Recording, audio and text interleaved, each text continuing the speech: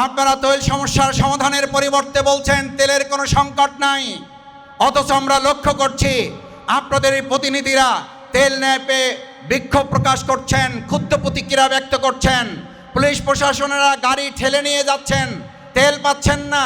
প্রভাবশালী আপনাদেরই কতিপয় লোকেরা ডিলারশিপ নিয়ে তেল যতটুকু বাজারে যায় সেটাও প্রভাবশালী সরকারি দলের লোকেরা অতিরিক্ত মুনাফা লাভের আশায় কারসাজি করে, মজুতদারি করে, কালোবাজারির মাধ্যমে আমাদের সাধারণ ক্রেতাদেরকে যে কষ্ট দিচ্ছেন, নিয়ন্ত্রণ করতে ব্যর্থ হয়েছেন।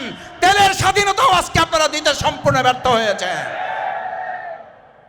আমরা যখন 2006 সালে 28শে অক্টোবরের কথা বলি, আমরা যখন 13 সালের কথা বলি, আমরা যখন 24-এর কথা বলি, তখন আমাদের মহান জাতীয় সংসদে কারো কারো মুখে শুনতে হয় এটি আবেগের ব্যাপার, এটি বাস্তবতার সাথে মিল খায় না।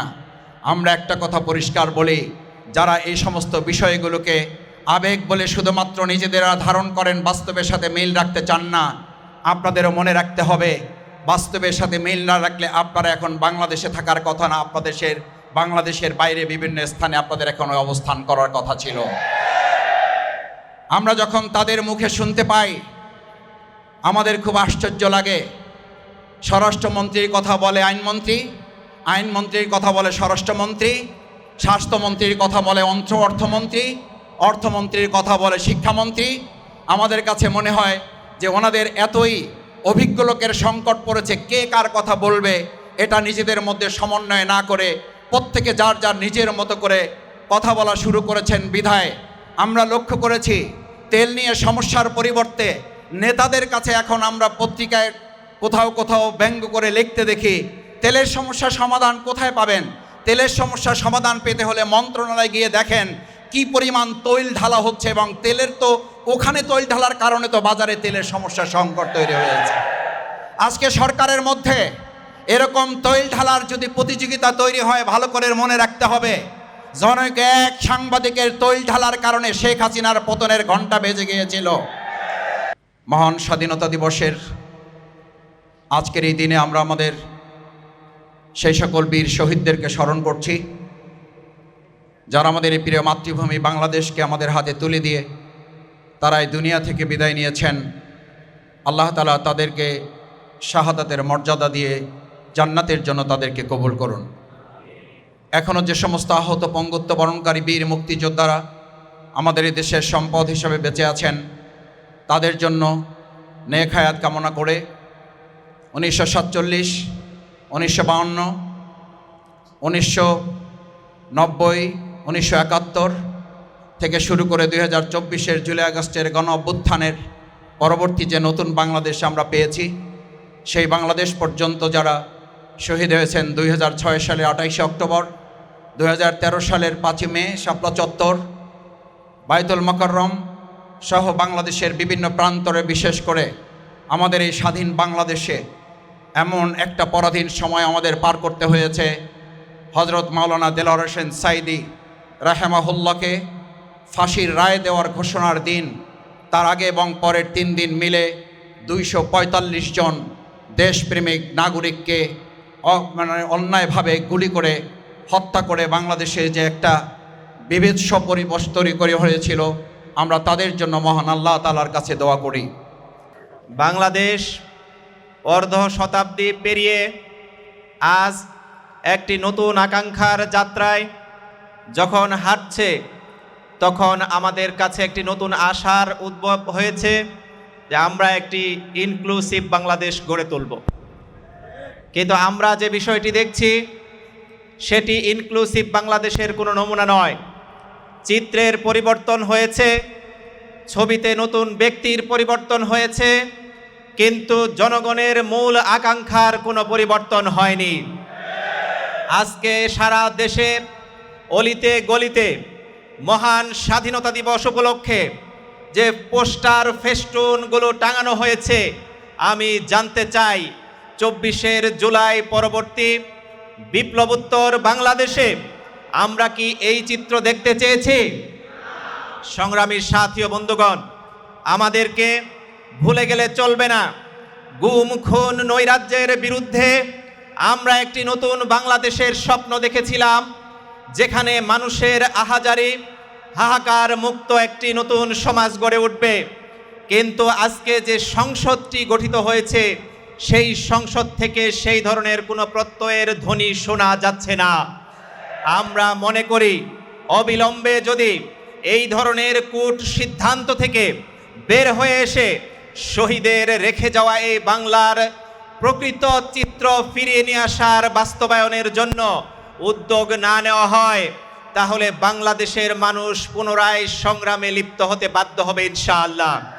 সেই সংগ্রামে আমি মনে করি আপামর তৌহিদি জনতা যারা ইনসাফ চায়, যারা মানুষের প্রকৃত মুক্তি চায়, যারা এই সমাজে একটি ইনক্লুসিভ বাংলাদেশ বিনির্মাণের জন্য আকাঙ্ক্ষা রাখে, স্বপ্ন দেখে, সেই আকাঙ্ক্ষী ব্যক্তিদের কাতারে আমাদের ঐক্যবদ্ধ হতে হবে।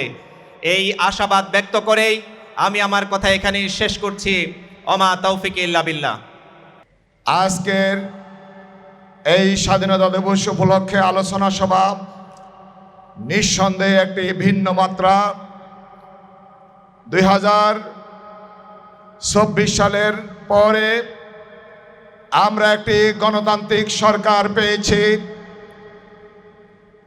গত 12 ফেব্রুয়ারি যে নির্বাচনের মাধ্যমে বাংলাদেশ নতুনভাবে যাত্রা শুরু করেছে। বাংলাদেশের মানুষ তার অধিকার ফিরে পাবে, সুশাসন ফিরে পাবে, বৈষম্যহীন বাংলাদেশ তৈরি হবে। বাংলাদেশের 24শে জুলাই থেকে শুরু করে অতীতে সেই অধিকার হারা মানুষগুলো তাদের অধিকার ফিরে পাবে, এটাই আমাদের প্রত্যাশা, জাতির প্রত্যাশা। সম্মানিত উপস্থিতি, গত